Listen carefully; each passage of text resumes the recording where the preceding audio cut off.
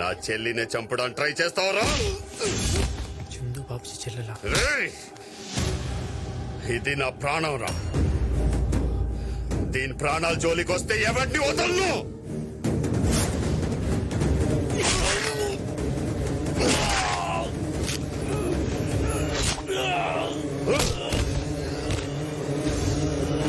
రామా,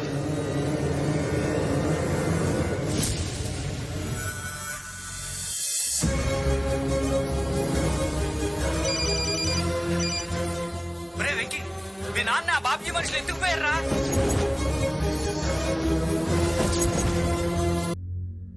ప్రేమిస్తుందని చెప్పడానికి సిగ్గులేదు. హైదరాబాద్ లో నీ దగ్గర ఉంటే సేఫ్ ఉంటుందని నిన్ను నమ్మి నీ దగ్గర పెట్టి దీన్ని చదివిస్తుంటే దీని వెనక ఎవడు పడుతున్నాడో, దీన్ని చంపడానికి ఎవరు తిరుగుతున్నారో కూడా తెలుసుకోలేకపోయాం. ఆ శంకర్ గాడు ఇలా అటాక్ చేస్తాడని నేను ఊహించలేదన్నయ్యా. ఫేస్ టు ఫేస్ వచ్చి అటాక్ చేయడానికి వాడు చేసేది యుద్ధం కాదు. శత్రు ఎప్పుడు ఎలా వస్తాడో అని ముందే ఊహించాలి. ఇది ప్రమాదంలో ఉందని తెలిసింది కాబట్టి చెప్పాను. ఇప్పుడు ఇది ప్రేమలో ఉంది. ఎలా ఆపుతాం? అన్నయ్య, నేనక్కలా కాదు. నీకు చెప్పకుండా పెళ్లి చేసుకుందాం అనుకోలేదు. నువ్వు మాట్లాడుకో. పెద్దదాన్ని భరత్కిచ్చి పెళ్లి చేస్తానని మాటిచ్చా, అవ్వలేదు. ఇప్పుడు దీన్ని భరత్కిచ్చి పెళ్లి చేసి ఇచ్చిన మాట పోయిన పరువు రెండు నిలబెడతా. పద. సత్య, దీన్ని ప్రేమించినోడు దీన్ని మనసులో ఉన్నా పర్వాలేదు, భూమి మీద మాత్రం ఉండకూడదు. వాణ్ణి చంపాకే వరంగల్లో అడుగు పెడతాను.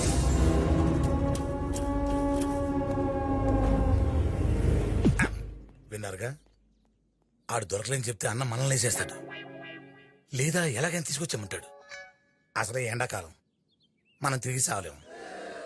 అందుకే వాడిని వేసేసామని చూద్దాం. అన్నా, మన చెల్లెల్ని ప్రేమించడండి వేసేసామన్నా. అవునన్నా. శబాష్.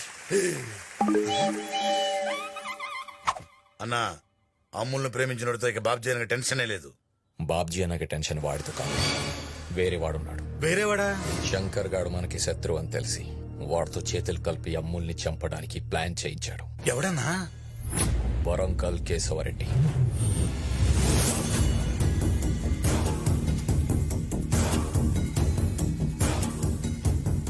నా దగ్గర పనిచేస్తున్నప్పుడు నేను చెప్పినోన్ని దెబ్బ కొట్టడం న్యాయం, కానీ నన్నే దెబ్బ కొట్టాలనుకోవడం ద్రోహం.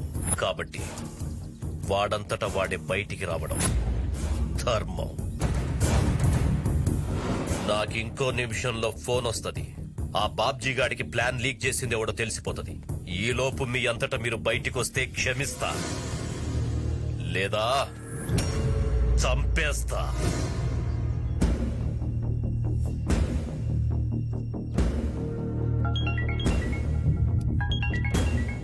అన్నా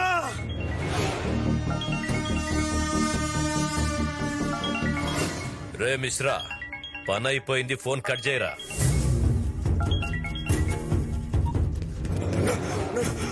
క్షమించన్నా, క్షమించన్నా, తప్పైపోయిందన్నా, ఇంకెప్పుడు ఇలా జరుగుతుందా? నా ఇంట్లో ఫుడ్ తిని వానింటికి కాపలా కాస్తావురా? క్షమించన్నా. రేయ్, నా ఇంటి చుట్టూ కాంపౌండ్ వాళ్ళు, నా చుట్టూ నా వాళ్ళు స్ట్రాంగ్ గా ఉండాలి. కాల్చుకో.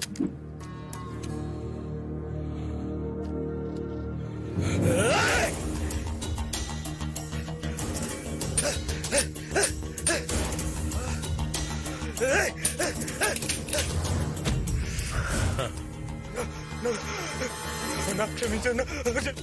రేయ్, ఇచ్చిన రెండో అవకాశం కూడా వాడుకోలేకపోయినావు.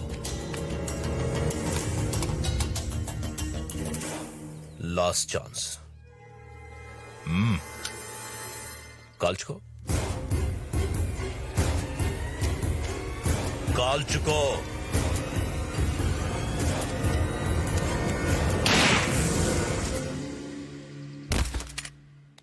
అన్నా అన్నా, ఏంట్రా? గా బాబ్జీ గారి కానీ చిన్న చెల్లెల్ని వరంగల్ తీసుకొచ్చేసిండట. అయితే దాన్ని ఇంకెవ్వడూ రక్షించలేడు.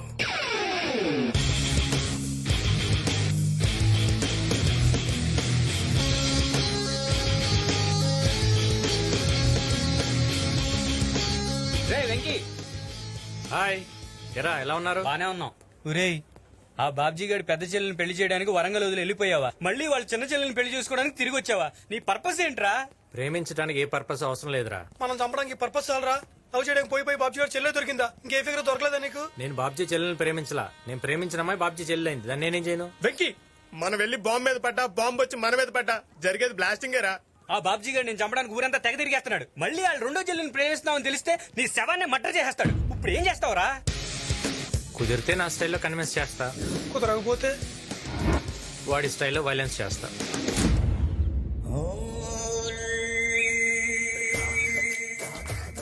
నా గురించి నీకు ఎలా తెలుసు? లక్ష్మీ విలాస్ క్లబ్ లో ప్యాక్ ఆడుతున్నాను నీకు ఎవరు చెప్పారు? నీ కొడుకే.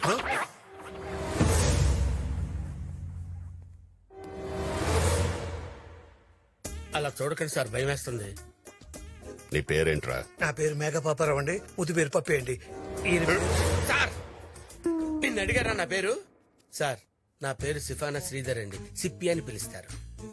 నువ్వేం చేస్తుంటావు? భోజనానంతరం విశ్రమిస్తుంటానండి, విశ్రమానంతరం భోజనం చేస్తుంటానండి. అంటే భోజనం చేసిన తర్వాత రెస్ట్ తీసుకుంటారండి, రెస్ట్ తీసుకున్న తర్వాత భోజనం చేస్తుంటారండి, భోజనమే చేస్తుంటారండి.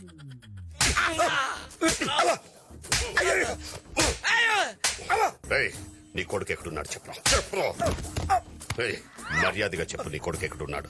హైదరాబాద్ లో ఉన్నాడని తెలిసింది కానీ ఎక్కడున్నాడో తెలియదు సార్. మీకు దొరికితే చంపేస్తారని భయంతో ఓనమాలు దిద్దించేది చేత్తోనే వాడి ఆనమాలు లేకుండా వాడి ఫోటోలన్నీ తగలబెట్టేశారు సార్. అంటే వాడెక్కడున్నాడో చెప్పవన్నమాట. ప్రమాణ పూర్తిగా వాడు ఎక్కడున్నాడో మాకు తెలియదు సార్.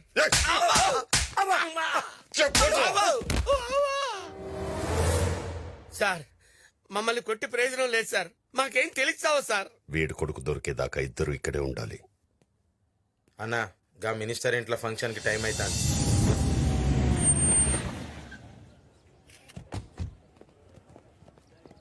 నమస్తే. నమస్తే బాబ్జీ, బాగున్నావా? బాగున్నాను.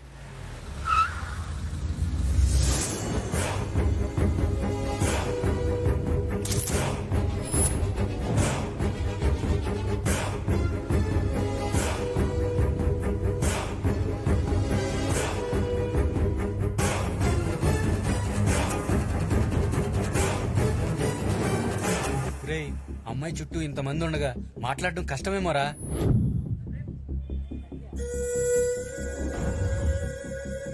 రే, జాగ్రత్తగా ఉండండి. ఎవడన్నా ఎక్స్ట్రాల్ చేస్తే లేపేస్తామన్నా. Smile please. మేడం, మిమ్మల్ని స్మైల్ ప్లీజ్. మేడం, ఒకసారి కెమెరా చూస్తే మీకే స్మైల్ వస్తుంది.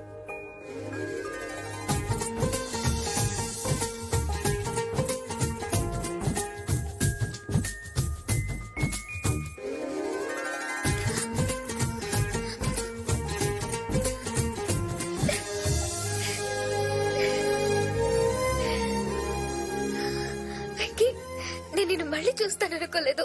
ఆ రోజు నేను వచ్చేసరికి మీ అన్నయ్య నేను తీసుకెళ్లిపోయాడు. నువ్వు ఇక్కడికి ఎలా వచ్చా? ఇది మా ఊరే. అవును, ఆ రోజు హైదరాబాద్లో నేను చంపడానికి ఎందుకు ట్రై చేశారు? అసలు ఎవరు వాళ్ళు? నీకు ఈ ఊర్లో కేశవరెడ్డి తెలుసా? తెలుసు, ఈ ఫంక్షన్కి వచ్చాడు కదా.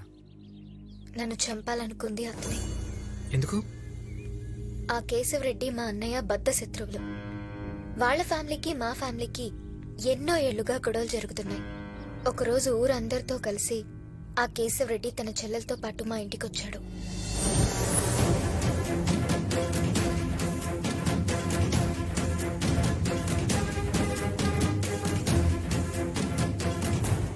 ఎప్పుడూ నన్నేమి అడగని నా చెల్లి మొట్టమొదటిసారిగా నిన్ను పెళ్లి చేసుకుంటానని అడిగింది. నువ్వు లేకపోతే చచ్చిపోతానంటుంది. అందుకే మన మధ్య గొడవలన్నీ పక్కన పెట్టి నీ ఇంటికొచ్చా. నా చెల్లెల్ని పెళ్లి చేసుకో బాబ్జీ. కుదరదని ఇప్పటికే నీ చెల్లికి చాలాసార్లు చెప్పాను. చనిపోయిన మా అమ్మకి మాటిచ్చిన అన్నయ్య మా కోసం పెళ్లి చేసుకోను అని వాళ్ళని బయటికి పొమ్మన్నాడు.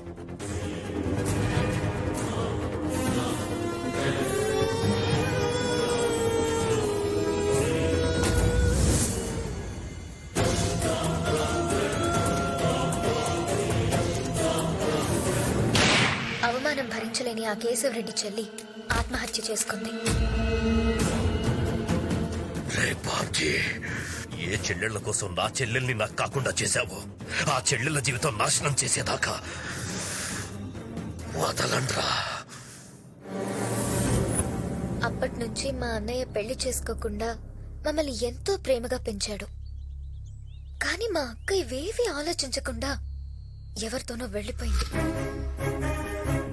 అందుకే మమ్మల్ని వదిలి వెళ్లిపోయిన మా అక్క మీద కన్నా దాన్ని తీసుకెళ్లి పెళ్లి చేసినోడి మీదే మా అన్నయ్యకి కోపం ఎక్కువ. చందు, నీకో విషయం చెప్పాలి.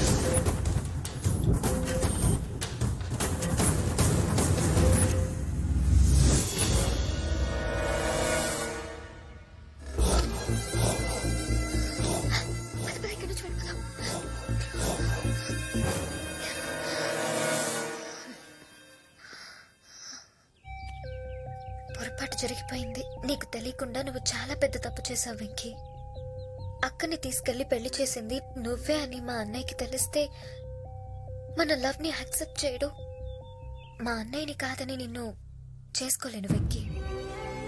మా అన్నయ్య మా కోసం తన లైఫ్ అంతా సాక్రిఫైస్ చేశాడు. మా అక్క చేసిన పనికి ఊర్లో మా పరువు అంతా పోయింది.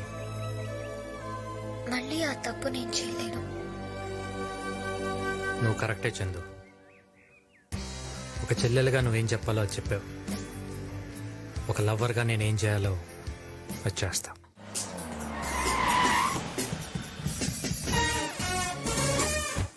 ఒరే సొంట, కారు నైరుతిలో తిరగేసి పెట్టు. రావడానికి వచ్చాను పదా. నమస్తే. నమస్కారం బాబ్జీ గారు. చిన్న చెల్లి ఎంగేజ్మెంట్ కి ఒక మంచి ముహూర్తం చూడండి. అప్పట్లో నన్ను అవాయిడ్ చేసి జోగే శాస్త్రిని కన్సల్ట్ చేశారు. అది ఇన్సల్ట్ అయ్యేసరికి మళ్ళీ నన్ను ప్రిఫర్ చేస్తున్నారు. ఏమై కరెక్ట్? అలాంటిదేం లేదు. ఆ టైంలో మీరు ఊళ్ళో లేకపోయేసరికి. చూడండి బాబ్జీ గారు, దాహం వేస్తే మంచినీళ్ళు లేవని ఫినాయిల్ తాగేయకూడదు, డేంజర్. ముహూర్తాలు బాగానే ఉన్నాయి కానీ పరిస్థితులే బాగాలేవు. అంటే అంటే మీకు ఆస్తులున్నా వాటికి వాస్తులు లేవు. అందుకే మీరింత పెద్ద ప్యాలెస్ లో ఉన్నా మీకు పీసు లేదు. సూటిగా చెప్పండి శాస్త్రి గారు. మీరు ఇంట్లో ఉన్నంతకాలం మీ చేతులతో మీ చెల్లి పెళ్లి చేయలేరు. ఎందుకు? పునాదులు గట్టిగా ఉండాలని భవ్య సిమెంట్ తో కట్టారు, రంగులు బాగుండాలని నిర్లక్ పెయింట్స్ కొట్టారు, కానీ వాస్తు బాగుండాలని థింక్ చేయలేదు.